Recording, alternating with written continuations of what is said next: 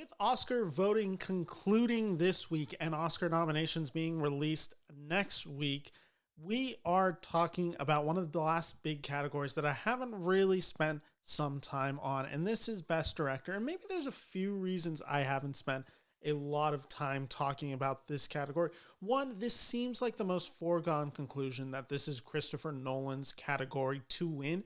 I don't think anyone's going to put up a real competition against him this year.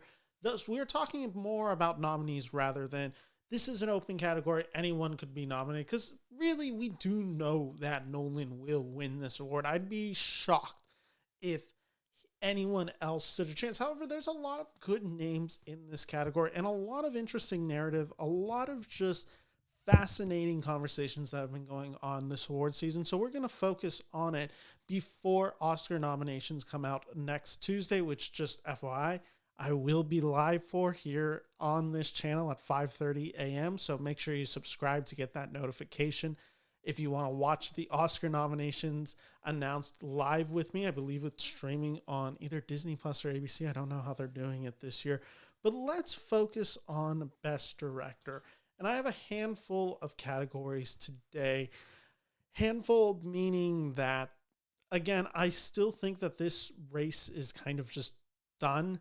However, there's a lot of names in here that are worthy of discussion, and I do believe this race is deep. And I actually think while the win is foregone, that doesn't mean the nominations are foregone, and there's going to be a lot of interesting back and forth when nominations are announced. Some of it I'm dreading, others of it I will find quite fascinating to see which way the Academy leans. I think this picture looked a lot different, maybe let's say a month ago when some films like Zone of Interest were kind of seen as the guaranteed locks, and another film like The Holdovers was like, well, that's going to get Best Original Screenplay, but it's not going to get into Best Director. Has that changed? Maybe it has. We'll see. And that's what I'm excited to talk about and dive into today in this Best Directors conversation. So I have 18 names that I am going to be bringing up today. And let's just start with, I have 1, 2, 3, 4, 5, 6 categories that we're going to be talking about today. And these bottom 2 names are in here, and I want to actually focus on the studio that released both of these films. At number 18, maybe I should read the category's name first, actually. Neon's FYC budget allocated elsewhere. That is the name of this category, which is the studio Neon took their budget and put it into another film this year, that film being Anatomy of a Fall, which means the rest of their work is going pretty severely underrated. And that's why, coming in at number 18, I have the director Ava DuVernay for Origin. And at number 17, I have Michael Mann for Ferrari. So let's just talk about this placement real quick. Ava DuVernay. Oh, jeez, I am messing up bad today. Ava DuVernay released Origin. I've been told I still haven't gotten the chance to see this movie. I don't know when I'm going to get the chance to see this movie. It does not have a Sacramento release date at this moment. At one moment, I was hearing that it was going to be January 20th, and then all of a sudden, the Zone of Interest took that spot from Origin. So I'm hearing nothing about when I'm actually going to get the chance to see Origin. So I really just still can't speak on this. I saw Ava's post on her Instagram where they had the main actress from the movie, Anjanou Ellis-Taylor. She was out across the streets from the Golden Globes promoting people to go see the movie Origin. And it had some backlash. The interesting thing is Ava's career as a director. She is marketed as one of our A-list directors, and yet I don't know a film people of hers really go to. I think she did a really good job with that TV show on Netflix a few years ago, and I'm blanking on the name of that. I do apologize, but I think that has really been her strongest work. Everything else, there's people who I know really appreciate her work.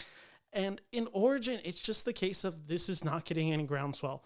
And I know there's been some critic circles that are oh, well, Origin's going to come in the last second to do a to Leslie on this. Stop. Stop. This is why you subscribe and watch these videos. Because as I make it very clear from my background, I'm located in Sacramento. I am a complete Hollywood outsider. I have no existing relationships really with any of the studios. I'm friendly with a handful of them. I've met and outreached to a few of them. Some of the times I get the FYC screener. Sometimes I get screeners for review purposes because I write for a magazine. So I'm not saying that I'm a complete disassociated with it, but I really am largely a nobody. And you know what? I actually don't mind having that reputation and that ability, because that allows me to be completely disattached from I wouldn't call it the politics, but the monetary campaigning aspect of the Oscars, which is groupthink, which is FYC screening, campaigning. You know, a lot of these studios pay so much money to promote a movie, to FYC their movie for your consideration, to send those out, to send out press boxes, all of that. I don't get those, and I'm totally fine with that, because I think that makes my analysis of this pure as it can be. And it means that I'm thinking more with my head than with what a studio is trying to get me to say. And again, I don't think that most of my critics / peers are biased or bought off by screeners. I don't want to start that narrative. It is not true. What I will say, what the fascinating thing is, it's the concept of a few bad apples do poison the bunch.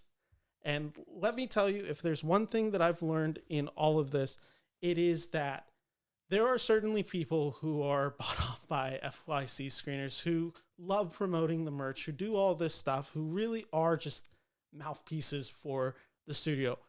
They're not real critics. Everyone can sniff them out. Everyone knows who they are, and yet they're involved in major critics associations. I don't know what else to tell you. If there's any more proof you need of it, see the Hollywood Reporter article that released a few days ago, and that's kind of just all the proof that you need. That's why I don't take these critic groups necessarily serious. Again, I think it's a fascinating and fun exercise, and I don't think there's anything inherently wrong with being in a critic group. However, with this idea that, oh, I can, give me access to your movies and I can make sure I can swing this vote going one way, so this movie wins an award at the Critic Association or whatever that is, Critics' Choice Award. That's ridiculous. And the fact that this is even in conversation just kind of shows how weird the industry is at this moment. But that's all to just say right now. This Origin hype, whatever you want to call it, it's not real. This will not accumulate in an Oscar nomination. I'd be shocked. I feel so safe taking it to the bank on that. I wish there was an amount of money that I could bet. Not actually, because I don't think the purpose of this show should be to degrade art or anything like that. Rather, it's just really just I don't know what anyone is believing at this moment and why anyone takes this thought exercise as serious. So that's why Ava DuVernay's Origin is coming in at 18. The only reason Michael Mann coming in Ferrari is higher at number 17, and not much higher, but the reason it is because Penelope Cruz could get a nomination for Best Supporting Actress. She got the SAG nomination. I don't remember if she got the BAFTA. I don't think she did. There's a large enough body of international voters who really love Penelope Cruz. She's one of our most beloved actresses. There will definitely be some support for Penelope Cruz. So if she gets it, and that's one nomination that Ferrari could get, and then maybe, gets a few sound nominations or something, all of a sudden, at least there's a case to make with Michael Mann getting it. Again, he's not going to make it, but at least it's okay, maybe Ferrari scores 3 nominations rather than 0 or 1. The math is in that film's favor for Michael Mann. Coming in at number 16 and 15, this one's a pretty derogatory term that I use to describe these movies, but I think it's actually weirdly how the studios look at these films. It's the fiscal Q1 sales report. And in here, I have at number 16, I have David Fincher for The Killer, and number 15, I have Ridley Scott for Napoleon. Why do I call it the fiscal quarter one sales report? Well, it is simple because these are films that were released by streaming services, and they spent a lot of money on these films. And in some cases, like Napoleon, they did give it the theatrical release. It earned some money. In the terms of The Killer, did not get a theatrical release, or at least wide. I know it had some limited screens, so it could be eligible for award nominations. This is really, like I said, just the issue of this. To some degree, it's the reason that it just pisses me off with Netflix and Apple. Apple, I think, does better with it because they do generally give their films a wide release. But to some degree, they don't feel like real movies. And that's a really unfair thing to say when you have Ridley Scott and you have David Fincher making your movies. But it's just like the cultural impact is it's on Netflix in the sense of The Killer for like a week. A handful of people watch it, so maybe it gets more exposure than it would a theater. But then after a week, it just kind of disappears. And I think there is some truth into this statement that is being had where it's better to at least be in a movie theater and tank, because when you're in a movie theater, it almost adds like a form of legitimacy with that movie where it's like, at least people knew that was coming out to theaters and they chose not to see it. On Netflix, it just all kind of gets buried and you kind of just forget about it. I mean, and that's the issue that I think David Fincher is having with The Killer. It's just like, this is a really lean, mean action, pseudo comedy at times, thriller that really was like pretty genre heavy and should have gone fairly well with audiences. I think if there's a little bit of a slow, methodical pace, and maybe not all audiences buy into it, but I think there would have been an audience for this movie had they promoted it, had they released it in theaters and really made a push for it. And instead, it just kind of goes by the wayside. And Napoleon, it was just like, it felt like Tim Cook and Apple were like, let's promote all these Apple movies, these great auteurs who are working with us, all of that, and then release the movie. I think in the case of Napoleon, it's just also the case that this movie wasn't particularly great. And then Ridley Scott made these kind of interview statements that as a publicist, I just don't know who allowed him to do that. I'm not saying I'm a publicist. I'm just saying from a publicity standpoint, where Ridley Scott is just saying like, oh, there should be a 4-hour. You have to wait to see the 4-hour cut. Kind of guarantees that a lot of people are going to see your theatrical release. So like I said, I think this is just kind of the issue with streaming, where I think Napoleon exists more than The Killer does, but it is just this case where it's just like both just kind of went completely by the wayside. And this isn't like just an issue with Netflix and Apple. And this doesn't mean that films can't arise out of that. I mean, you're going to have examples like May, December, or Killers of the Flower Moon, which are far more well seen and more talked about in the critical analysis of it. But it does feel like more films are able to just be released on Netflix and then forgotten about. But in reality, it's like, had there been more attention to it? Maybe, just maybe, this could have gotten some form of more love at the academies. But what do I know? And the Academy obviously has a weird history with such filmmakers, especially David Fincher. Coming in, I have 4 names in this next category: 14, 13, 12, and 11. I call this category Beloved Auteurs You'll Have Another Time in the Sun, which is basically these directors are inspired directors, auteurs, if you will. They have a huge loyal fan base. People love their work. And it's not their time this year. It's not going to happen this year. And that's no slight on them as filmmakers. In fact, some of these filmmakers made some of my favorite films this year. It's just the reality of the Academy Award. If they have time to nominate a director and give them acclaim later down the road, they'll do it. Look at Christopher Nolan this year with Oppenheimer won. He's been nominated a handful of times and could be made the argument that maybe he should have won those years. And so that's why coming in at number 14, I have Sofia Coppola for Priscilla, a film that I loved. Maybe you'd argue her moment in the sun came with Lost in Translation. Maybe that's a fair one. I also just think this is Sofia Coppola's best work in 20 years. Coming in at number 13, Wes Anderson, Asteroid City. It does feel like Grand Budapest Hotel was kind of Wes Anderson's breakout year with the Academy, and it does feel like eventually he'll get that moment again where it's just going to be undeniable and he wins the Best Picture. I hope so, at least, because he's one of my favorite filmmakers, even if his last few films outside of Asteroid City haven't fully worked for me. It's also the case of Wes Anderson's probably going to win an Oscar this year with his Roald Dahl short, which will be in the live action short. So it could also just be the case this is how Wes Anderson gets his Oscar. Coming in at number 12, I have Hayao Miyazaki for The Boy and the Heron. The same exact case that I kind of just laid out for Wes Anderson. One, Studio Ghibli has had their moment in the sun. If I'm correct, Spirited Away won Best Animated Picture. And reality is, I'm kind of going to change it. Actually, I guess it's not changing because I haven't made my thoughts public on the animated feature race. I thought forever Across the Spider-Verse was going to just take this award to the bank. I now kind of think The Boy and the Heron will win this nomination and win the award. So I do think Miyazaki will be awarded this year for The Boy and the Heron. Heron. We're going to call it Heron. That's why it's coming in at number 12.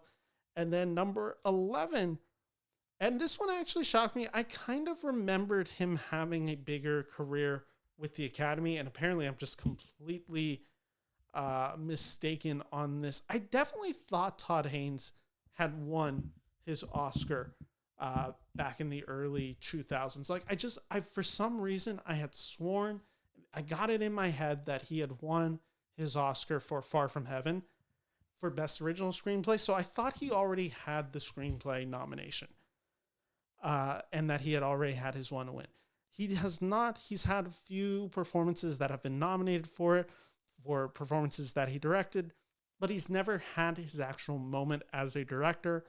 Again, this kind of just feels like the case of he gets that Jane Campion treatment where it's just going to become inevitable and he will win Best Director or maybe Best Original Screenplay or maybe both that year. Like there's going to be the film that eventually gets him through that. I think it's coming, and I think that's kind of how the Academy views it. And maybe, again, it's this year. It could very well be May, December in this weird Best Original Screenplay category right now as this year looks. He might just run away with it, and it's just like, okay, let's give Todd Haynes his Oscar this year for May, December. I think you could make a similar case that Sarah Polley did this for Women Talking, where that was the only Oscar Women Talking won, but it was kind of this long overdue beloved filmmaker in Sarah Polley getting her Oscar for Women Talking. Now it could be Todd Haynes getting it for May, December. That's why it's coming in at number 11 in this category of beloved auteurs. You'll Have Another Time in the Sun. And before we move to our next category, I just want to take a break real quick and give a shout out to our sponsor. So take it away. The new year brings New Year resolutions, and I can tell you one of mine is hygiene. I really want to focus on my personal hygiene, and that's why I'm glad our friends over at Manscaped are introducing the Lawnmower 5.0 Ultra. It's every man's cheat code to look good and feel good and turn the page on confidence this year. Whether you're looking to maintain a trim or goes for that clean shaven look, this trimmer has you covered. And I know what every man is thinking right now. I would never want to put a blade down there. That's just too scary. Well, the good thing is Manscaped's got you covered because they are equipped with two skin-safe blade heads, a standard one for taking a little off the top and a new foil blade to go smooth wherever your heart desires. It's like having a personal stylist at your fingertips. And did I mention the best thing about Manscaped? This razor, you want to use it in the shower? Well, guess what? It's waterproof. Get yourself the MVP of 2024, Manscaped's Lawnmower 5.0 Ultra, and get 20% off and free shipping with the code FilmSchoolDrop at manscaped.com. That is FilmSchoolDrop at manscaped.com, because nothing says Happy New Year like a deal that leaves your balls and your budget feeling refreshed. Thank you to Manscaped, and we are back talking about the Best Director race. So this next category I have is, this one's actually a fun one. I really like this one. It is called Exciting New Voices, But. Exciting New Voices, But. So for each of these people that I am nominating for this director category, they are an exciting new voice, but there's a catch. And we're going to get into the catch for each one of them. I have 3 names in this category. Coming in at number 10, I have Celine Song for Past Lives. Celine's Song could very well win the Best Original Screenplay Oscar this year. Past Lives was a big deal. It made a big impact. People love this film. It's been on a lot of critics' lists. It's been on a lot of just industry people's list. This film made Celine's Song a filmmaker of note, especially one who I believe this is Celine's first real feature film. I hope I'm correct in that. And so Past Lives is a big deal, and I actually do think it will probably get one of the 10 nominations this year. But Celine's Song is a new voice in a heavy competitive year, and the acclaim is going to come for writing this year. So she is an exciting new voice, but she is a writer first and foremost, and that's what people connected Past Lives to. Same reason it's about to happen to number 9, Cord Jefferson, who, for American Fiction, is the film that he directed. He's an exciting new voice, but he's a writer. And I think people in the industry view him as a writer. If I'm correct, he got his breakthrough. I want to say he was a journalist or at least a writer of note before he became the director of American Fiction. I'm Googling that right now. Cord Jefferson. Let's look this up. This makes for exciting TV. An American writer, director, journalist, and essayist. He wrote for the Comedy Central late night series, The Nightly Show with Larry Wilmore, Masters of None. He wrote for the NBC sitcom The Good Place, and he wrote for Watchmen, for which he received a Primetime Emmy Award for Outstanding Writer for a limited series, and he made his directorial debut with American Fiction. So the reason, like I said, he is kind of primarily known in the industry as a writer who made this really impressive directorial feature in American Fiction, but he's still a writer, and I think that's just kind of sadly the lens in which voters will view him. The reason I had him at number 9 above Celine's Song is I think American Fiction is going to get more love from the Academy. I think you're going to see it in a handful of categories, not just Best Picture. I think you're definitely going to see Jeffrey Wright in there, I believe. You could easily see Sterling K. Brown making this Best Supporting Actor. You will see him for Best Adapted Screenplay. So it's just there's going to be a handful of nominations that American Fiction is. And to be honest, I don't think it's a crazy idea that if anything was to upset Oppenheimer, I think American Fiction is at least in that conversation to do so. So that's why Cord Jefferson is coming in a little bit higher, but I just don't see a world in which he gets the nomination. And then coming in at number 8, one of my favorite names, he wants this nomination bad. And honestly, I don't blame him. It'd be cool to get a nomination. And after the way his Philadelphia Eagles played over this weekend, you know what?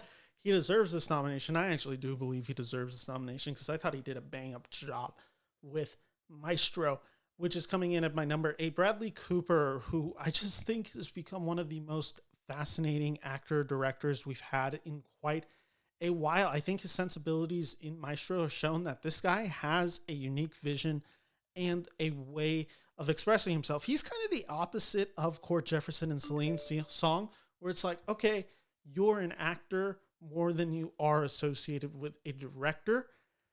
And I also think it's the case of his strengths come in directing, and some of the weaknesses of Maestro and even A Star Is Born comes from within the writing. And that's going to be the issue. But I think it is still the thing of Bradley Cooper is an actor first. He's been nominated so many times for actor, producer, writer. I think he got nominated for Star Is Born. Like, I think he has 11 nominations before Maestro. He has one for Silver Linings Playbook for sure. He has one for American Hustle. I'm pretty sure he has one for American Sniper. He has producing credits on Joker. He has producing credits on A Star Is Born. Like, there's a handful. Oh, he has producing credits on Guillermo del Toro's Nightmare Alley. Like, he is a big deal, and he will have his moment in the sun. Bradley Cooper will win an Oscar eventually.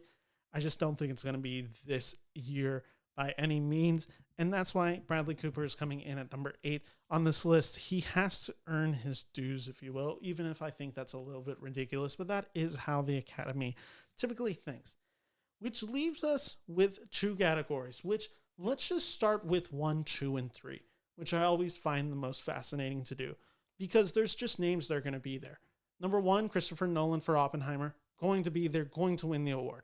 Number two, Martin Scorsese coming back, making Killers of the Flower Moon. This movie, even if it's not getting the most wide acclaim of all time, like, people are generally calling this film like a very good film.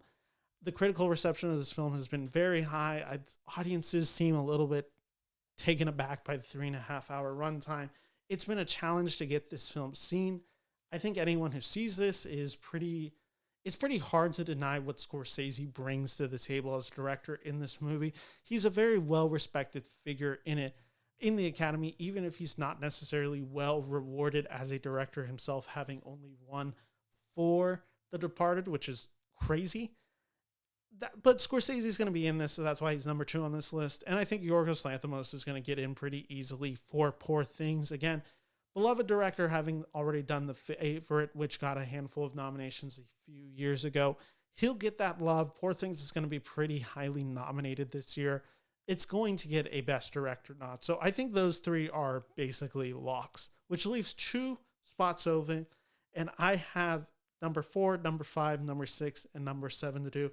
What's that? I have 4 spots. Sorry, I have 4 names for 2 spots. 4 names for 2 spots. That's what we're talking about. So let's just meet our contenders real quick. I have Justine Triet for Anatomy of a Fall. I have Jonathan Glazer for The Zone of Interest. I have Alexander Payne for The Holdovers. And I have Greta Gerwig for Barbie. So what do we think is about to happen? Now, let's talk about one spot real quick. The belief in the Academy has always been, the past few years, that Best Director always goes to at least one international director. One international film gets this nomination.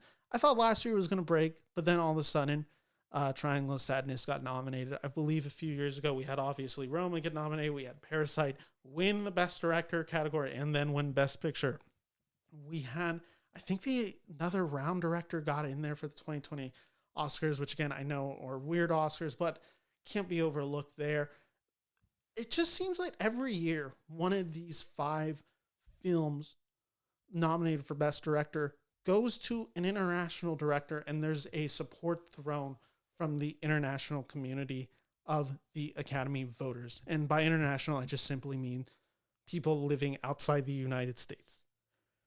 So that would really mean you're either voting for Jonathan Glazer for The Zone of Interest or Justine Triet for Anatomy of a Fall. And here's my logic. Justine Triet, I think, will get the nomination for Anatomy of a Fall, which is the film that's been more widely seen, has a little bit more, I guess, flash to its performances and all of that. And it's just Anatomy of a Fall cannot be nominated for Best International Picture this year. It's just not eligible. I don't know why exactly it is. Zone of Interest will be eligible, so it's probably the front runner in that category. But so that's why I just think that everything's kind of working for Justine to get the nomination here for Anatomy of a Fall. So let's just run with that notion that the Academy's history is correct. And I'm going to pull that up just to make sure that I am correct as well, that is the history of the Academy. Just so, because I think this is actually a fascinating thing to talk about. So let's see. Here we go. Last year, Ruben Östlund was nominated for Triangle of Sadness. The year before that, Hamaguchi was nominated for Drive My Car. The year before that, Thomas Vinterberg was nominated for Another Round. Year before that, Bong Joon-ho was nominated for Parasite. Year before that, Alfonso Cuarón won for Roma. Year before that, not an international film, but an international director, Guillermo del Toro won for The Shape of Water. Year before that, it was Chazelle Gibson, Barry Jenkins, Kenny Lonergan, Denis Villeneuve. So not really counting interracial wins for The Revenant, interracial wins for Birdman. You kind of get the point. For the past handful of years, international films which have been nominated in international categories, and again, I did admit that the Guillermo del Toro one's a cheat because he is not in the same league that I was talking about, Cuarón and Bong Joon-ho, where their films were nominated for Best International Picture. So it does feel like there is a really good chance that this fifth slot is going to go there. And I'm just going to play the safe card, and I'm going to say that I think Justine will get in there for Anatomy of a Fall, which leaves Jonathan Glazer, Greta Gerwig, Alexander Payne fighting for that fourth slot, because I have Nolan at 1, Scorsese at 2, Yorgos at 3, Justine Triet at 5, leaving that 4. So let's break the case for all of them. And I think it's an interesting case to make. And it's one that I'm actually not sure of myself what I want to do, but I think I'm leaning one way. Let's just eliminate one name real quick. Coming in at my number 7, I am saying Jonathan Glazer for The Zone of Interest. A kind of disgrace that he won't be in this category, in my opinion. I think he should easily be in Best Director. I think the film does not work if he doesn't have such a clear vision. However, I've heard that this film is divisive from the few people who have seen it, and that's the key thing. A24 hasn't done the greatest job getting this film seen. I mean, I know here in Sacramento, it will not be premiering until the 19th, Friday the 19th. The narrative that A24 cannot campaign a film, it's ridiculous. I've been seeing this narrative going around Twitter. I just did the list real quick. Here's some A24 films that have been nominated. They've received 49 nominations, 16 wins in basically their decade history as a studio. Ex Machina, which ends up winning Best Visual Effects. Amy, which wins the Best Documentary. Room, which wins Brie Larson her Best Actress. The Lobster gets nominated for a Best Original Screenplay. Moonlight wins Best Picture along with a handful of other awards. Florida Project gets the nomination. Minari gets the nomination and a few wins. Tragedy of Macbeth gets the nomination. Everything Everywhere All at Once sweeps last year's Oscars. Marcel the Shell gets a nomination for Best Animated Feature last year. After Sun got the second nomination for Paul Mescal that year. Lady Bird makes Greta Gerwig a known filmmaker and gets a handful of nominations that year. The Disaster Artist, despite the James Franco scandal, which probably would have gotten that film a Best Actor nomination had that not come out, it still is able to get a Best Adapted Screenplay nomination. We have Causeway, which got Brian Tyree Henry a nomination despite being a small, underseen film. We had The Whale win Brendan Fraser a nomination and get Hong Chow a nomination. We also then had other films like 20th Century Women, First Reform get nominations. That's a pretty good history. 16 wins, 49 nominations. So I'm just, the idea that A24 doesn't know how to run an FYC campaign is bizarre. And it's just because that they had a few films that people love this year that are going under the radar, but in the reality of it, Past Life is probably going to get a handful of nominations. There is I think still a fair chance that Zone of Interest will get a handful of nominations as well, if not even a win for Best International Picture. So then you have just a few other ones like Iron Claw. What's going to happen with the Iron Claw? I wish Zac Efron would be getting the Best Actor nomination. I'm unsure of it at this moment. But so that one, maybe up in the air. You have Showing Up, which I know people love, but it's also just the reality of it is that movie is a very particular type of movie that not all audiences responded to. I can tell you from my view, I did not respond to this movie, and a handful of other people that I talked to who did see this movie felt the same way. Past Lives we talked about. Priscilla, love this movie. It's just, it wasn't able to build the campaign that I think they were hoping for. Dream Scenario didn't get there. All Dirt Roads, Taste of Salt didn't get there. But again, they're still going to get a handful of nominations this year. I just think it's ridiculous that this narrative is going around, which is just like, okay, so one year where maybe I don't understand the strategy of the Zone of Interest or why the Iron Claw came out so late. But like, it's still an impressive feature from them, and I'm not going to take them away because I think they did a pretty spectacular job, and they've given voice to so many great actors and directors and writers and have been able to give them a platform to make films and then also support those films. Everything Everywhere All at Once, let's just say it right now, if it was released by Neon last year, does not win Best Picture. Same with Moonlight. If Moonlight was released by Netflix, guess what? Moonlight does not have a Best Picture nomination. Take that to the bank. With that all said, I just don't think Jonathan Glazer's getting in this year, which I think is a travesty. So it leads True Names, Greta Gerwig, Alexander Payne. Had you asked me a week ago before the DGA nominations came out, I would have said Greta would have gotten this spot and it would have been her or Glazer fighting over it. The Payne thing throws me off. It really does. I actually am pretty thrown off by the idea that Alexander Payne may be in here. I kind of put him in that same category of the Todd Haynes, Wes Andersons, where like they'll have their moment, I feel like. I know people love The Holdovers. I just didn't think it to get the Best Director nomination. But here we are. We might get the nomination. So you are now talking about two of the bigger crowd pleasers of this year. In Barbie and in Alexander Payne, The Holdovers. And I don't know what to do here. So let's just kind of break the case for each one.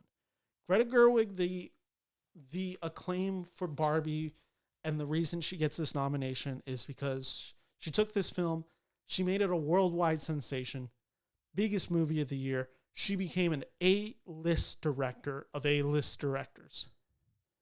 This was a huge year for Greta Gerwig, and she won it pretty big. She has now probably put herself in that category of blank check status, Christopher Nolan level, Quentin Tarantino. It's just what the studios are going to want to work with her and bankroll her next few movies. Alexander Payne came back after a bit of a lull off with some personal scandal and then with the mishap of his 2017 film. I'm blanking on the name of that one. Downsizing was that film. He's back. He made a really well-acclaimed film that is going to probably win Best Supporting Actress, and Giamatti is firmly in the race for Best Actor. And Alexander Payne seems to be the probable one to win Best Original Screenplay. So, what do we do here? The DGA nominations would suggest that Alexander Payne should be getting this spot here. Because let's just look up the DGA nominations for this year. Great airtime, isn't it? The DGA nominations, and this is where it becomes confusing again.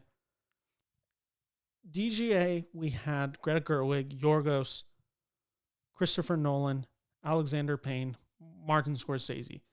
So the three names that I all said, and then they don't have an international director, which I'm pretty sure is pretty consistent with the DGA. I'm pretty sure most years, if you go through their history, they don't have the international director. I wonder if I can research that real quick. This is great airtime, isn't it? Great airtime to do this live on air and do my research this way. Why does Wikipedia make it so hard to find this stuff?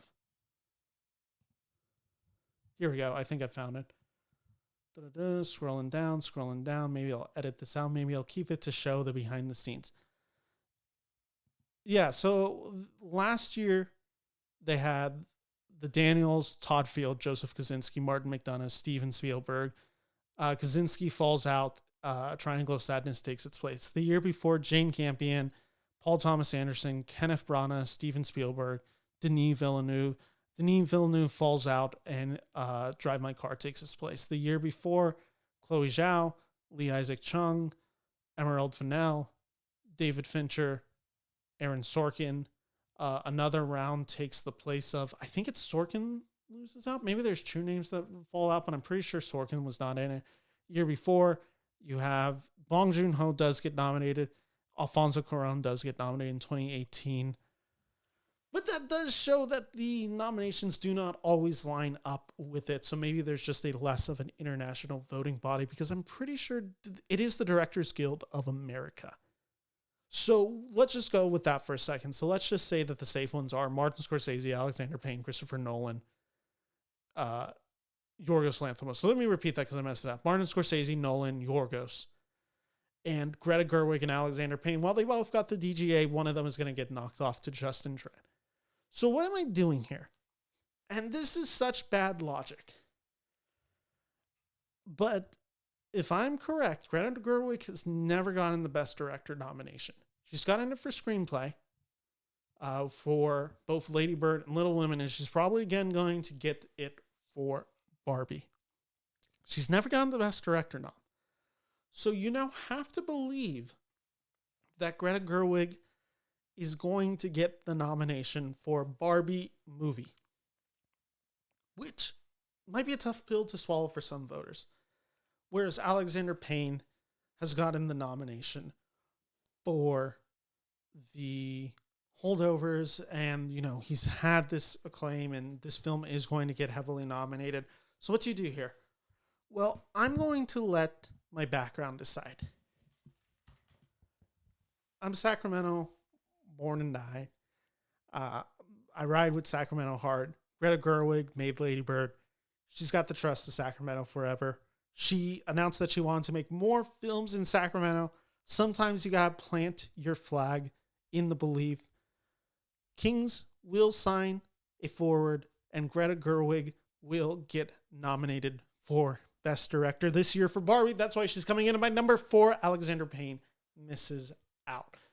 Bombshell. That's my prediction right now. We'll see if I'm right come April, or March is the actual ceremony, but we'll see if I'm right on the nomination for January 23rd, which again, I'll be live. So feel free to join me and follow me, and take a second, if you will, if you've gotten this far, subscribe to my channel and stay tuned for all things Oscars. But yes, my final 5 are Christopher Nolan for Oppenheimer, Martin Scorsese for Killers of the Flower Moon, Yorgos Lanthimos for Poor Things, Justine Stride for Anatomy of a Fall, and number 5, Sacramento-born Greta Gerwig for Barbie. That's my list, and that's today's video. So thank you all for watching. Thank you to Manscaped for sponsoring this episode, and make sure to use the code, which you can find below in the description below, and in the comments, because I leave it in the comments as well.